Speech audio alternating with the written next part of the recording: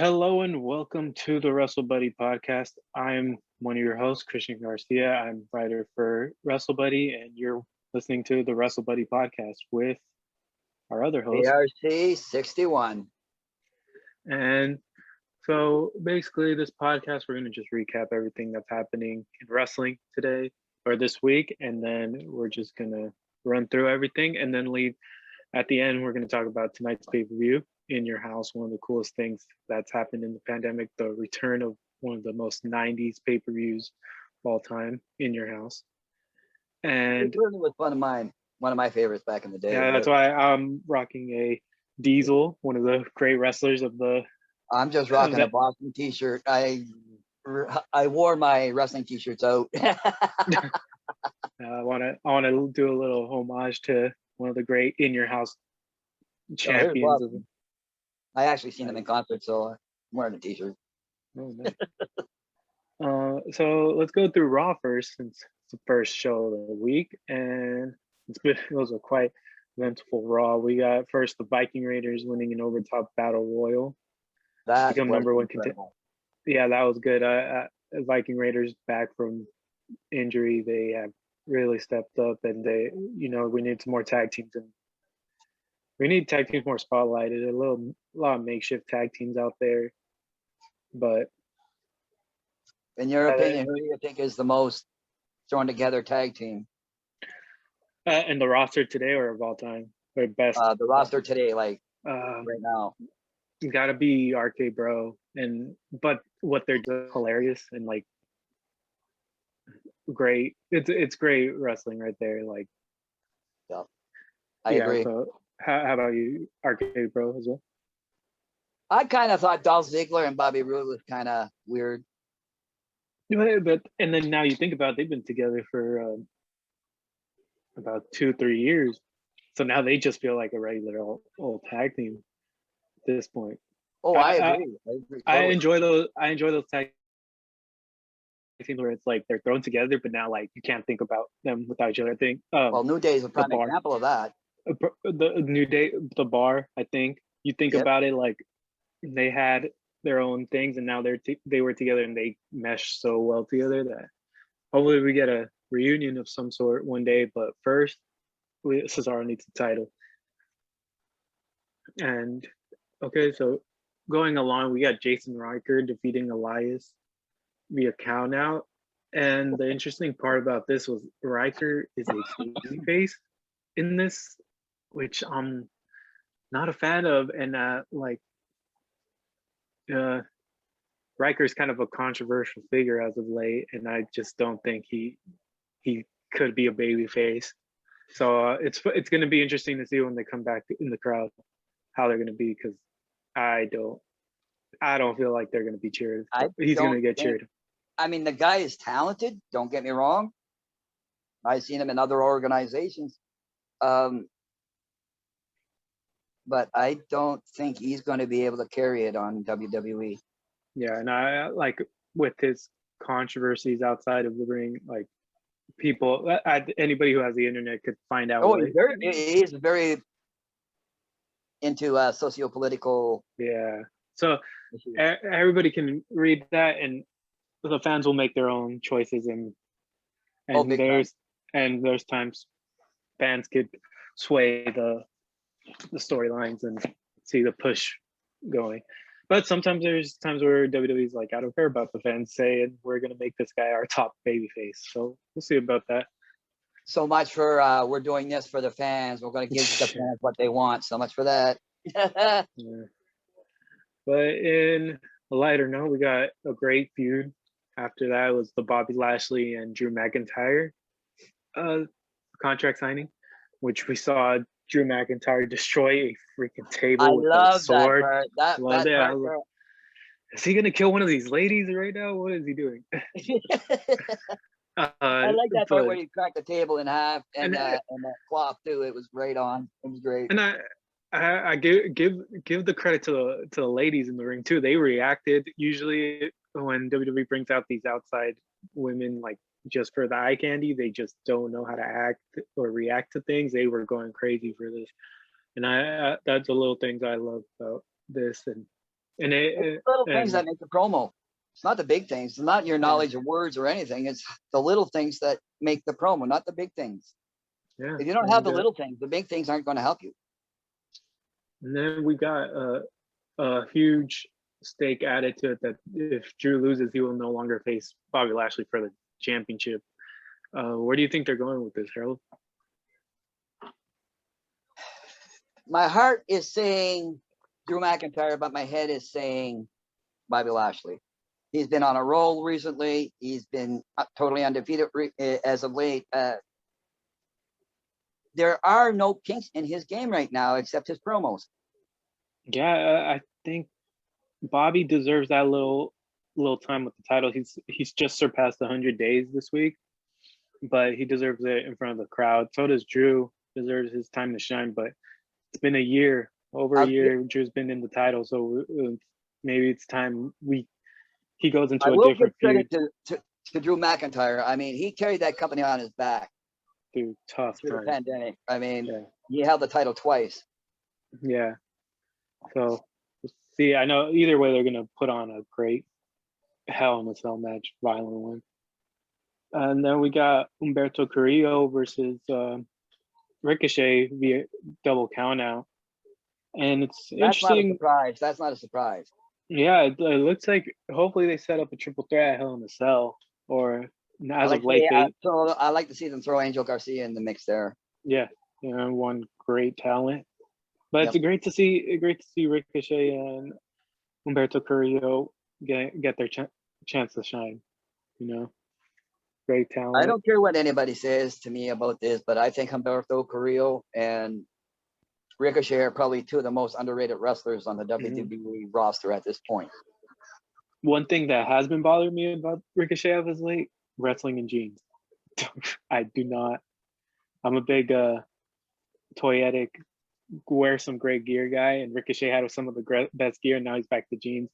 There might be some meaning behind it, but it doesn't seem like he returned to an everyday guy and a guy character. I don't understand it. I love the gimmick there of the superhero kind of thing there. Yeah, it was a great gimmick, but that's just me. Nothing. And then we got Jeff versus Cedric. Cedric has been quite on a roll right now, being very loud and obnoxious, and a new character for him. That anything that gets Cedric on TV is good for me. So I like that. He lost, but hey, Jeff Hardy's back on TV, which a lot of people have been. And Rey Mysterio has also signed a new contract too. Yeah. So. And it's a lot of people have been complaining that he's been on main event as of late, but I really see I feel like Mustafa Ali has been like putting main event on its spotlight, that it's going to get people to watch it more, because I've heard some great matches coming out of main event as of late, and I am curious to watch it. There's so much wrestling right now that I have no time to add another show to it.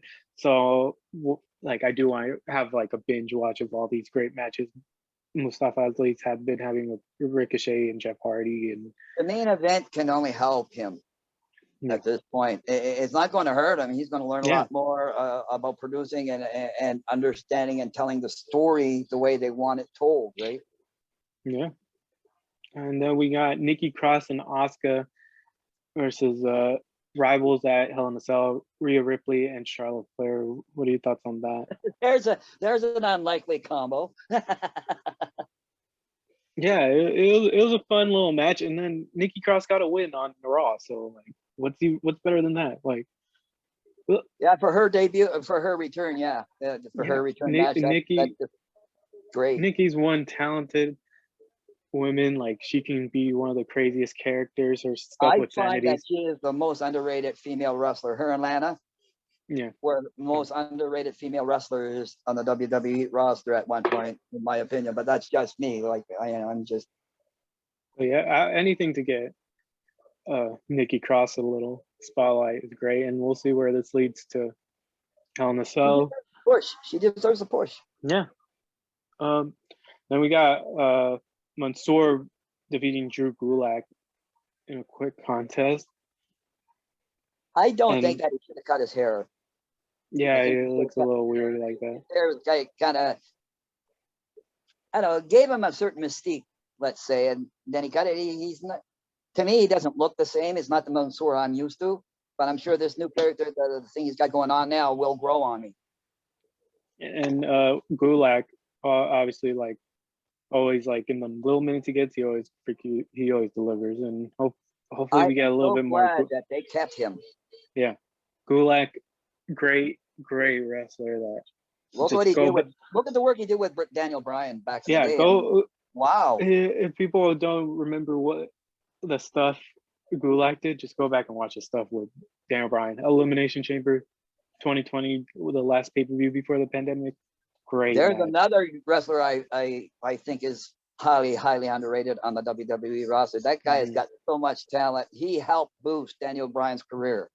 Yeah. And also go support Drew Gulak. I just saw that WWE added like 8 t-shirts of him, all unique designs, great stuff. And we got Kofi versus Brittle in a great match, and Kofi picking up the win. That later, like, he talks to MVP about being more serious, and this is where it's interesting. Kofi like put on a hell of a match with Drew McIntyre last week. I thought he should have won. One of the best matches I've seen all year out of Raw was that one. Yeah, and then like maybe should have won. Maybe we could have gotten a little Kofi Bobby Lashley feud in between SummerSlam, and like there's something there. Like they're setting up something with Kofi. I feel like WWE should not have teased us with a little bit of Kofi mania going on. You know what I mean? Yeah, but it's him and MVP talked backstage in a segment, like they're teasing something with Kofi. I have a feeling like this little Arcade Bro feud, this is going to be a little short, and something's setting up for Kofi. I'm not sure what. And like, I'd like to see him go on a serious singles run and retake the title. Create another. Let Xavier Woods go on a single runs too. That match he put on with Riddle, wow, makes you forget how great Xavier Woods is on his own. And I still feel like, yeah, they're still the New Day, but like let them have their own matches apart. Yeah, but still pay-per-views, do a tag match or something, but or be in each other's corner or something, you know, like yeah. And Woods has been vocal. He wants to be king of the ring. That's his one goal in wrestling. So hey, deserves it. If anybody deserves it, it's him. And then to end the night, we got a very, very controversial segment that I feel like got a lot of people on Twitter riled up. Was the Shayna arriving to Alexa's playground, and I don't know what to make of that storyline at this point. I want to see it play out, and it's not the worst thing in the world, but like it's different. Like Shayna's never been really in a character type of role. Like she's never had like time to be a character. She's always been like that badass who freaking twist people's this is a character thing for her. So let's see where this goes, and before we start crying about it on Twitter, it can only help Shayna at this point, because I think she wants to get rid of that MMA thing because she's a professional wrestler now, right? She wants to get rid of that MMA flavor in her career right now. And I think that doing this with Alexa Bliss can only do great things for her character, because what I feel now is that it looks to me like she may be turning baby face. Mm-hmm. And yeah, it's different. And I seen tweets before that they didn't like her when she was a top NXT champion, winning all the time, and now she's doing a character thing and people still don't like it. So it's like you can't please both sides. So I'm interested in. Look at Asuka. She went undefeated for 2 years in NXT before she made it to WWE. And then she kind of had like a little fall in WWE, and then now she's like untouchable. Like Asuka said, she'll be relevant for the rest of her career. It's awesome. And yeah, you want to save NXT since it is the next show, but you want to save it for last since we got in your Yeah, house? let's save that for last because there's a lot there's a lot of storylines going on in here that can only confuse everybody if we talk about it now. Let's go a little different and head into. Did you check out AEW this week? I was not able to watch the pay-per-view last night. Oh, AEW. Oh wait, I was talking TNA. I haven't checked much of that out. Up here, it's on kind of late up here. Oh, okay. It's been it's kind of awkward stage right now because they're pretty much they've been pre-taping all these segments. So I think one of the great things that happened this week was Miro versus Evil Uno, who is a great talent, and Evil Uno, and I just love since I think I love the Dark Order. When they let Miro go. Yeah, and now he's finally getting his time to shine, which it came out of nowhere, but still great stuff happening. He did a lot of things. And now, like another guy, case of carrying the WWE on his back as U.S. champion or what have you, and they didn't do much with him after. You know, he kind of went. His popularity kind of went down. They let it kind of slide, and I didn't think that was right. Yeah. And then another big takeaway from this week was the arrival of Brock Anderson. Arn Anderson's son is now going to team up with Cody and to face QT Marshall and thing. Like I've expressed my interest on this QT and Cody rivalry, and it's like that could go places. Yeah, it could, but like you look at a guy like QT, like imagine this: you're turning off. I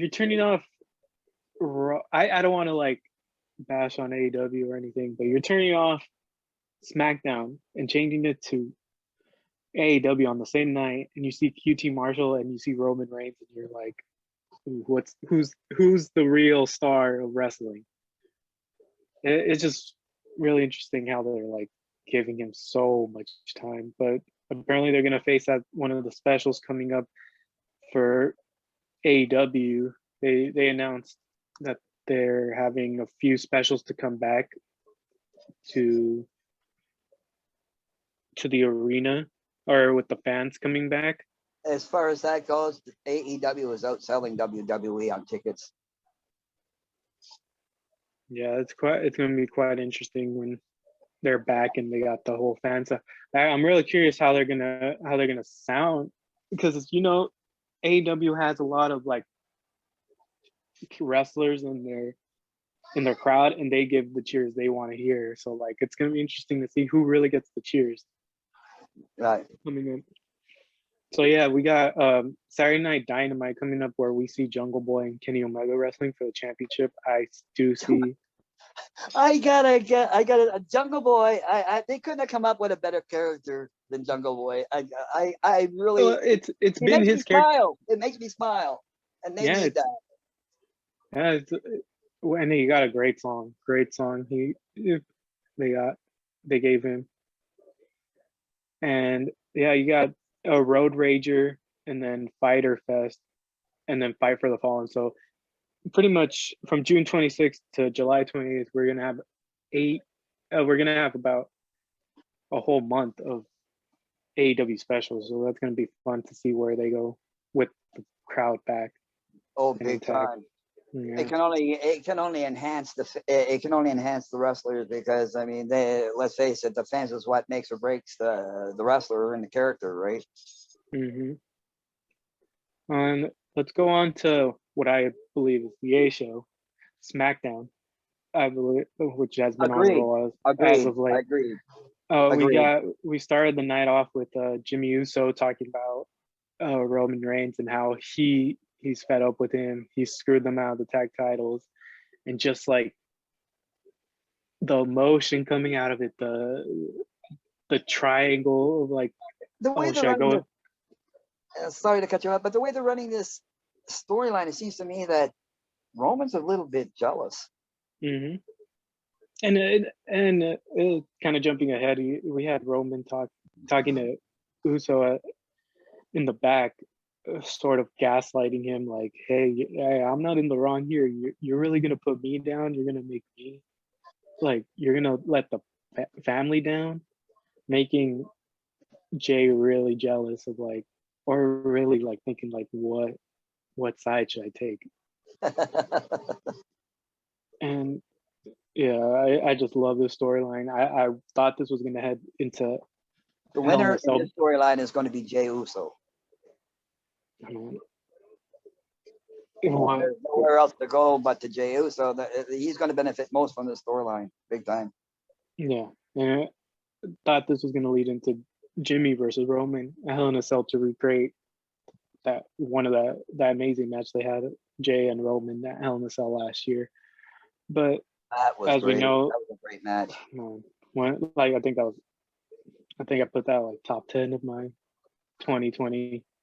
And then 2020 was a rough year for us to watch wrestling, and we got some good stuff towards the end with Roman coming back. The only thing I can do is agree with you on that statement.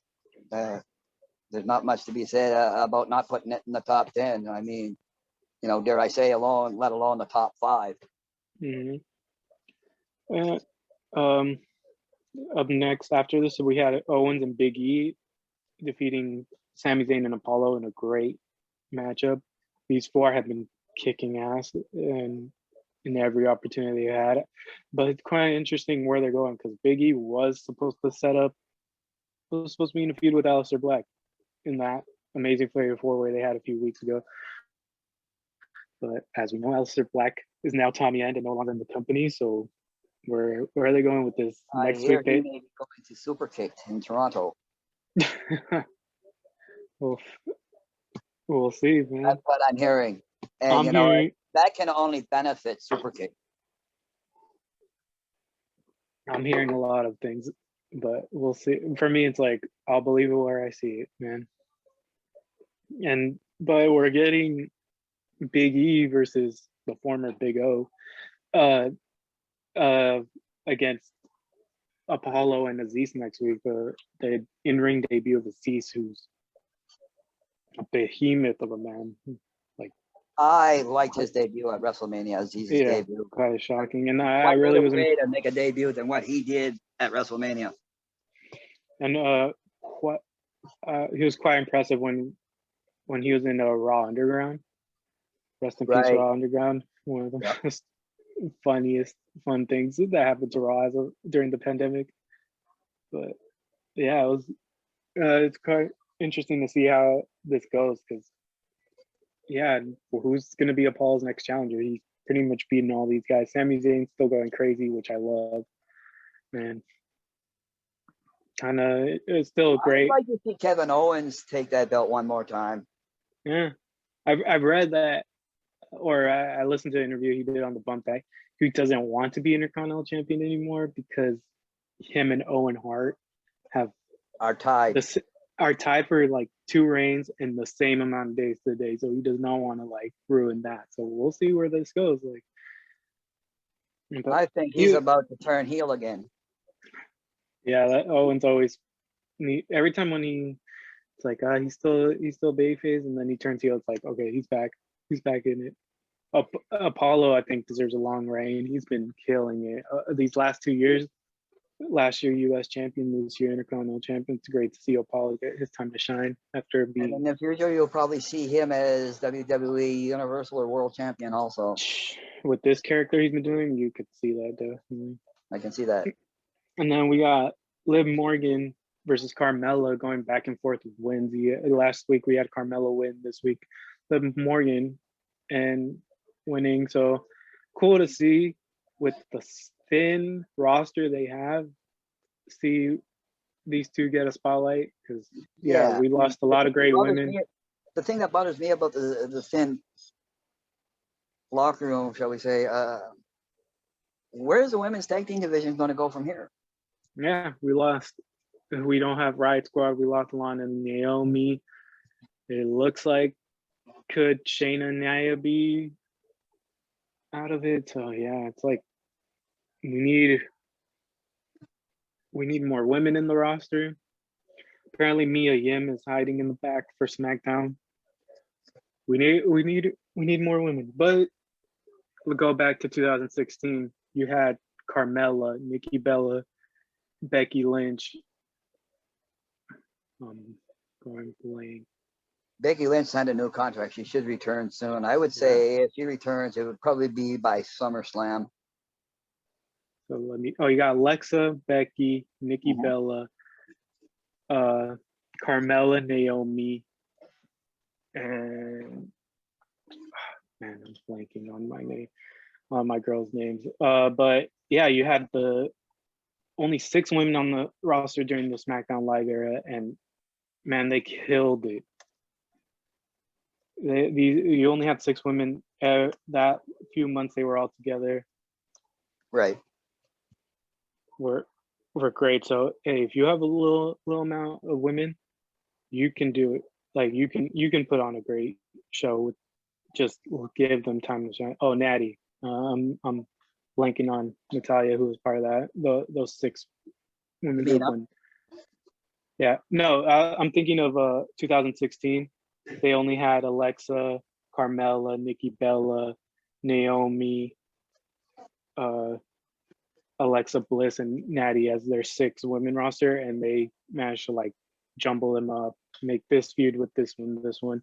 So they could do it with a small amount of women on the roster. They could do it. So just give them time to shine. I agree. I think the highlight of the night this week was Ding Dong Hello with Seth and Bailey. Bailey's been on a whole nother level now that she's more crazy. The laughs. I love the new Bailey, man. I really love the new Bailey. I think she's doing some of her best work right now. Yeah, it's like, what else? Like, what else do you want from her? She's so like this show. Her little pictures that she had around with, oh, this one's for Michael Cole. Hilarious. And then that little part where they hear the ding dong, and then who's behind the door, and it's like, it's obviously Cesaro, and then Seth Rollins losing his pants, getting attacked by Cesaro. Yeah, getting off on national TV. Yeah, we're most likely going to see Cesaro versus Seth Rollins one more time, hopefully longer. I didn't notice that they only had like a 10-minute match at WrestleMania, but I felt like it was longer, and still one of my favorite from that WrestleMania. And then I gotta give Cesaro credit. He knows how to sell, because the last pay-per-view he was in, he fought Roman Reigns. He sold so good, people were actually texting to see if he was okay. He sold that well. They thought he was injured. He was on Up Up Down Down, and he had his sling on the whole time. Like that's how good he's selling it. But yeah, he's great. He's back, and we're gonna get more Cesaro, which I freaking love. That's another guy I would love to see take the belt, and he deserves it. He's been there a long time, over a decade. It's gotta happen one of these days. And we got what was supposed to be the Alpha Academy versus Street Profits turned into Montez and Chad Gable, which I thought like it was a short match. It ended in disqualification, but the little times they had, they were going at it, and you could see that Montez on his own will be a star, and no doubt. But right now, let's use the Street Profits as much as we can. We need more tag teams in WWE, and I love seeing, like, I think we'll get into NXT, but NXT has like the Grizzled Young Vets versus Tommaso and Thatcher, and then you have like little tag team feuds here and there. And I love seeing like more than one tag team feud besides the tag title feud. So like I like seeing more feuds on SmackDown. And then for what feels like the 10th week in a row, Shinsuke versus Baron Corbin for that crown. And then you trying to do with this storyline. I mean, you can only steal a crown so many times before the buddy takes it back. I mean, what's the this storyline is my question. Well, they announced I enjoy it though. But yeah, I love Boogs Boogs and his guitar playing, and it's something different for Shinsuke, and you can tell he's loving putting on that crown. But what they're setting up is Corbin and Shinsuke for the crown next week. So we're gonna see a new, possibly a new King of the Ring next week. Shinsuke can beat him, and adds a new character to Shinsuke that we've seen a lot of heel Shinsuke, so it's fun to see a face Shinsuke as of late. He's more better as face than he is heel, in my opinion. And then when the crowd comes back and they're going to be singing that song, so it's going to be fun. Ray calling out the tribal chief, and now it looks like we're getting Rey Mysterio versus Roman Reigns inside Hell in a Cell. When Roman Reigns turns face again, it's gonna be big. It's gonna be, dare I say, better than The Rock's turn to face. But man, Roman Reigns has been on another level. He wears that gold gauntlet because he says everything he touches turns into golden. This match is going to be gold. He is at his best right now. Like, you're seeing a whole new level of Roman Reigns, like nobody knew existed. Yeah. Like, he's doing, in my opinion, and all the statements I make are just an opinion. And then in my opinion, Roman Reigns is doing the best work in WWE right now. Yeah. And I cannot wait till they come back to the crowd. But this match, if nobody's seen that Hell in a Cell between him and Jay, go back and watch it. Like, you want to see a great Hell in a Cell, that was it. And during a pandemic era, like, you got a great wrestling match with fake crowd noises. That was one of my favorite matches last year. And I know this one, Father's Day, two fathers, one's avenging his son for.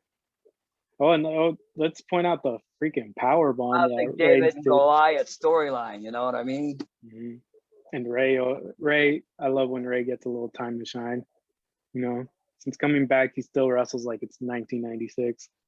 Like, he is so fit, and he is another one I think right now is putting on his best work. But yeah, let's talk about that power bomb that happened on Dominic. Whoa, I mean, great camel work, and you knew, like, Dominic can take the punishment. Yeah, he's very resilient, I find. We tweeted through the WrestleBuddy Twitter that, man, Ray comes back and his son just gets his ass whooped for everything, like by Brock, by Seth, and now Roman. But hey, it's great storytelling. Absolutely love it. Oh, definitely. Rey Mysterio, one of the best storytellers of all time. And now we got the main event for today, In Your House, the final show before In Your House. We had Oney Lorcan versus Austin Theory. Great match. One of the biggest highlight was Austin when he did the springboard Spanish fly. I've never seen that before. Like, amazing. Like, crazy to see that he's still so young and has so much potential. Same with Pete Dunne. And the Oney's super underrated. Can put on amazing matches. Can slap the crap out of everybody he's on there. Just, I agree with you on that statement. Oney rules. That's all I gotta say, as he says that. And then Thatcher, I think, is kind of underrated because he's really talented. I like his technical brawl. And it's great that he's still paired up with Pete Dunne after losing his partner Danny Burch to an unfortunate injury, and then he didn't even get to lose his titles properly. So great. I could see. I know for a fact, tonight Austin and Oney are gonna jump into the match, try to help their fellow partner out. But yeah, we'll jump into the main event in a bit. We got Legado de Fantasmas challenging Bronson Reed and MSK for all three titles, and reminds me of a little In Your House throwback to when Diesel and Shawn, who I have Warren right now, versus British Bulldog and Owen Hart, or was it Yeah. No, yeah, it I was think that British was Bulldog Great and White Owen North, Hart, but it was. wasn't that in Great White North? I could do a quick Google shooter. It was for all the gold. It was for the Intercontinental WWE title and the tag team titles. Kind of, nobody's mentioning it, but yeah, that's like a big like homage to that match when we got to see the two dudes with attitude Yeah. win all the gold for a little while, but it was a great. I do. I don't want to see Bronson Reed lose, or should we? We'll go through all the matches real quick. Isaiah Swerve Scott defeated Killian Dane in a great matchup. I love Hit Row. There's something different. It's like why isn't there like a influencer hip hop type of group? WWE. You got talent. You got Swerve Scott, who's been fluctuating through it. So I really like this group. It's setting up something. They had a stare down with like Elephant Fantasma. We could have a trios match one day. I really enjoy that matchup. So I'm very excited for that. For this group, they could be something good. And then you got Mercedes Martinez defeating Amari Miller with Xia Li coming out. What's your thought on Xia Li's character right now? I like it actually, but people, a lot of people forget Martinez has been at this for almost 2 decades, and I think that she should someday be a champion. I think she could be the one to put down Raquel Gonzalez. Okay. I feel like she's been in the business so long that we could possibly see her go into the main roster. She was teased as a member of Retribution for like a week, but I think she could go back. There were rumors that her or Piper Niven could be the muscle behind Eva Marie. I'll tell you who I'd love to see in NXT US, and that's Miko Satomura. Oh yes, who just won the NXT UK Championship from Kaylee Ray off of her historic reign, and I just excited. And a very great match too. It was like I was enthralled with that whole match. Yeah, and look back, we got 3 former WCW competitors as champions in WWE: Rey Mysterio, AJ Styles, and Miko Satomura. So that's really fun to think about that they're still going at it after all these years. But, especially Miko Satomura. I mean, I'm just really so impressed with her. Like, she's been at this since she was, I think she made her debut in WCW like when she was only 18. I mean, wow. I think even younger. Maybe 17. Yeah. Then we got the $1 million announcement that LA Knight and Cameron Grimes is going to be a ladder match for the $1 million championship, which I love this.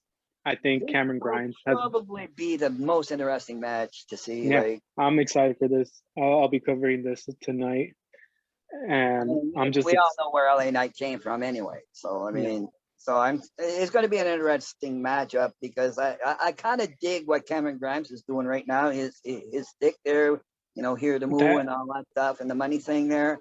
That promo he gave about like, oh, I don't need this, I don't need this, I can beat you, and like I'm like, okay, Cameron Grimes is the future right there. Like his character work, his promos, his rest. He's gonna be the new $1 million man. Yeah, and hey, whatever gets us, I want to see Cameron Grimes in a bejeweled, a hillbilly type of outfit once this is all over. A hillbilly tuxedo, yeah. Yeah, that's what I'm hoping for. Like sparkly. Like $1 million type of thing. I don't need a shirt. Yeah, he said at the press conference yesterday, he was like, "Man, you guys, I look like $1 million and I'm not even wearing a shirt." Like, yeah, there you go. I'm excited for that match. That match may take away match of the night. If I know Cameron Grimes and LA Knight, that could be the sleeper match of the event. Yeah, Grizzled Young Vets defeated the team of August Gray and Ikemen Jiro in his Yeah. NXT debut, and it was a great match. Really quick match. As we were saying earlier, I like that we're getting like these more tag team feuds. Thatcher and Ciampa versus the Grizzled Young Vets. It's different, and I know these guys are going to beat the crap out of each other. Grizzled Young Vets super underrated, and I feel like should have been champions. But Really they thought made they were. it to the US, but they made it to the US, and that's a step in the right direction because they were in NXT UK. Let's face it. Mhm. I think they could have been I thought they were going to win the NXT tag titles over MSK at the last takeover. I thought they would have taken the Dusty Road Classic. Yeah, that too. They were the real. Well, I was kind of hoping because MSK was so brand new, you weren't expecting them, right? Like a lot of those new tag teams just are there for like a round or two. But like, that's cool that MSK got to win it because man, I love them as the Rascals on Impact. So it's great to see them like already superstardom. And then you got Candice calling out Poppy, who I absolutely love, great musician. And that's going to only get interesting. That's not done. That's not going to be done for a while. That one. That's going to keep on going for a while. And the return of Io Shirai, who I was really expecting to make a Raw or SmackDown. I feel like Raw would need her more, but or main roster debut after losing to Raquel Gonzalez. So we'll see where this goes. Like, really I think what they're doing for now is keeping things as they are, because Io Shirai can only get better. Is only going to go places from NXT. She's either going to go to. But see, the thing is, what everybody also is forgetting right now, WWE is getting a lot of wrestlers. They're probably priming up to sell WWE.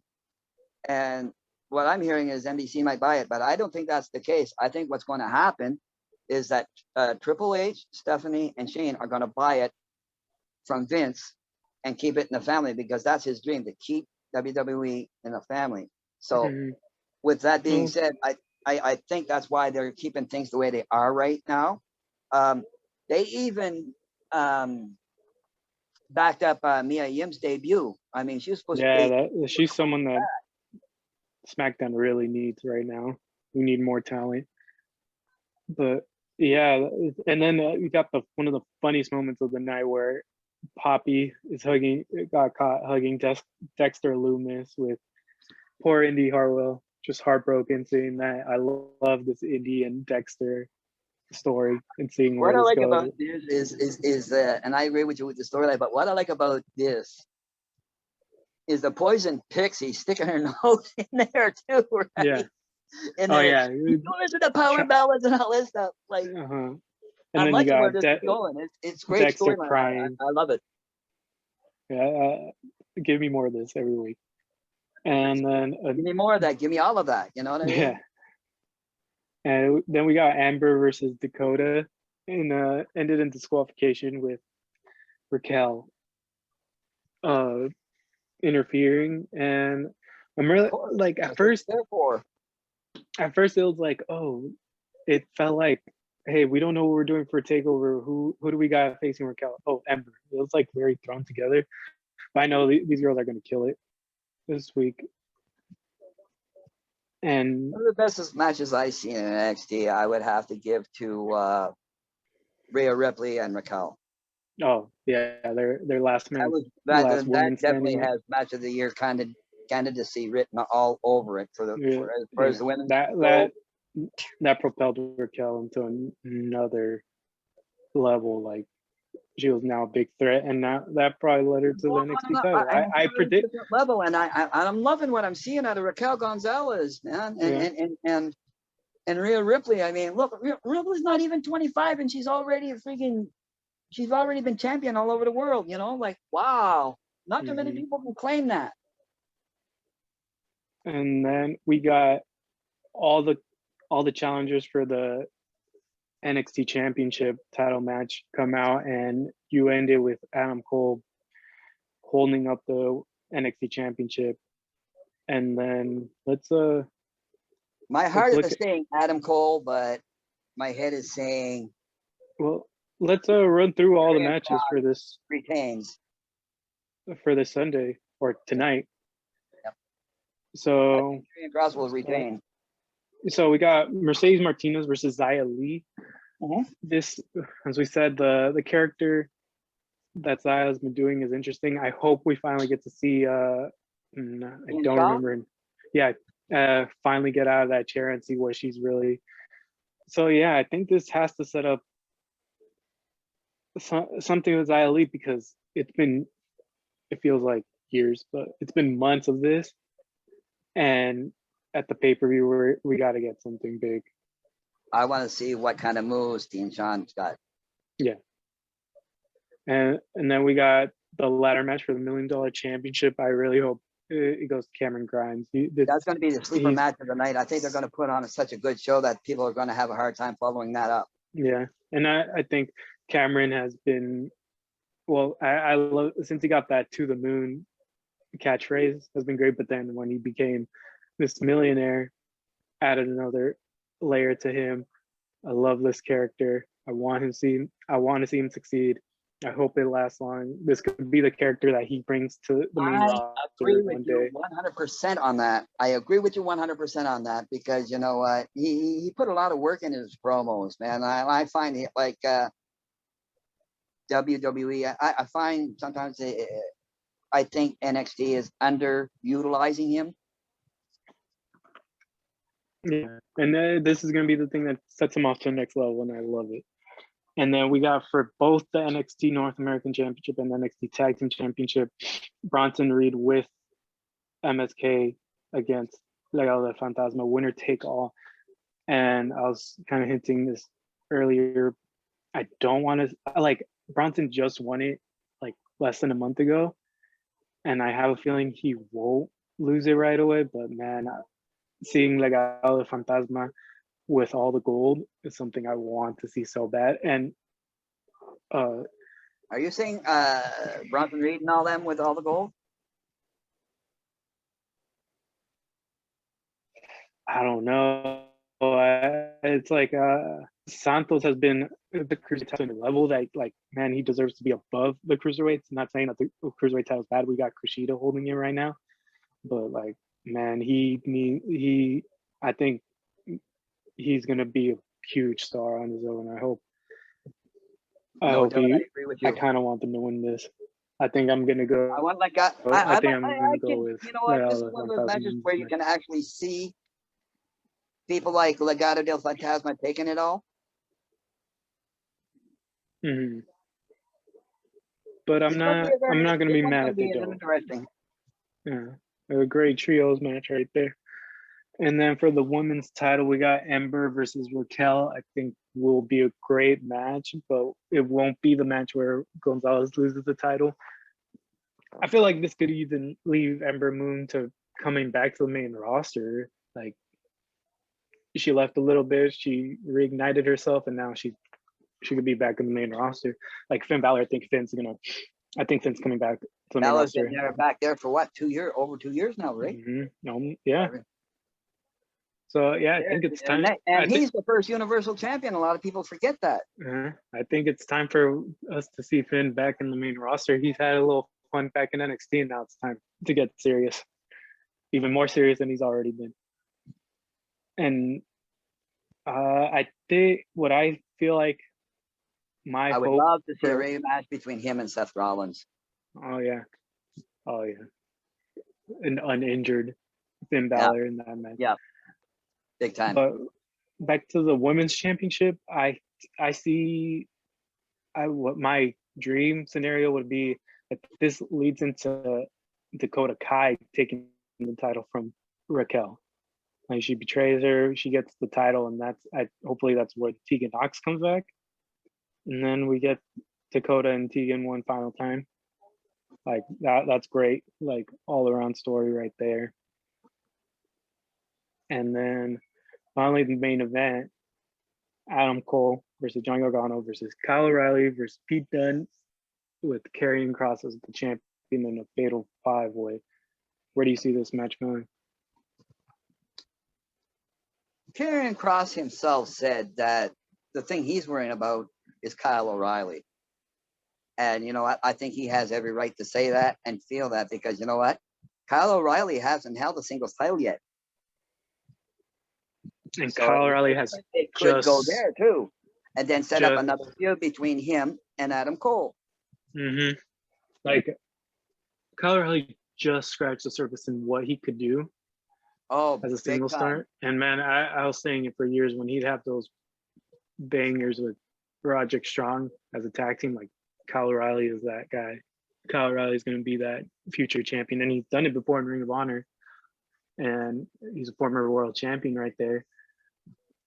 But yeah, I think like the Gargano and Ciampa thing, they could be adding a title there to make it even better, their feud between Adam Cole and then Johnny Gargano. Don't see him leaving the title with the title, but I kind of do see him leaving NXT.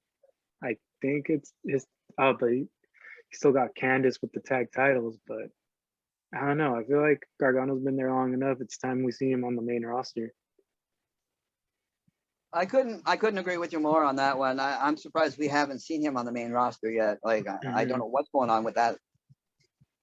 Dunn, though, Dunn can be a dark horse. Like, hey, Karrion doesn't have to get pinned, but could he be? Could Dunn win the title? Like he's someone that I don't think people are thinking about winning the title. He was at one point the longest reigning NXT UK champ. So you got to give him his dues for that.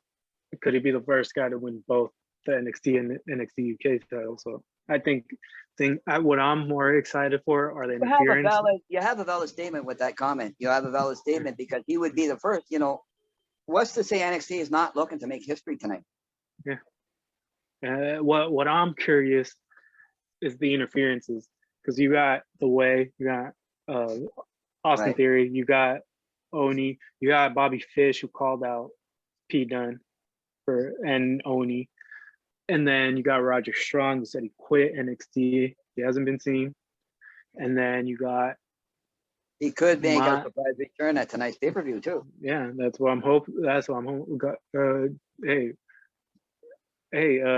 Adam Cole broke up the Undisputed Era. He hasn't gotten his revenge. Like, only Kyle has. Why hasn't Bobby Fish or why hasn't Roger Strong wanted their revenge on Adam Cole for breaking up the Undisputed Era? Like, and then you got somebody who has not been seen on TV for a while, is supposedly a free agent. I'm not holding my breath for this, but me being the huge fanboy I am for this guy, what if Daniel Bryan shows up tonight? That would not be surprising, actually. I kind of dig where you're going with that. That would be a good thing. He's a free agent. Exactly. He didn't show up at Double or Nothing. What's holding him back? I don't know. Part of me feels like he wants to stay in WWE, number one.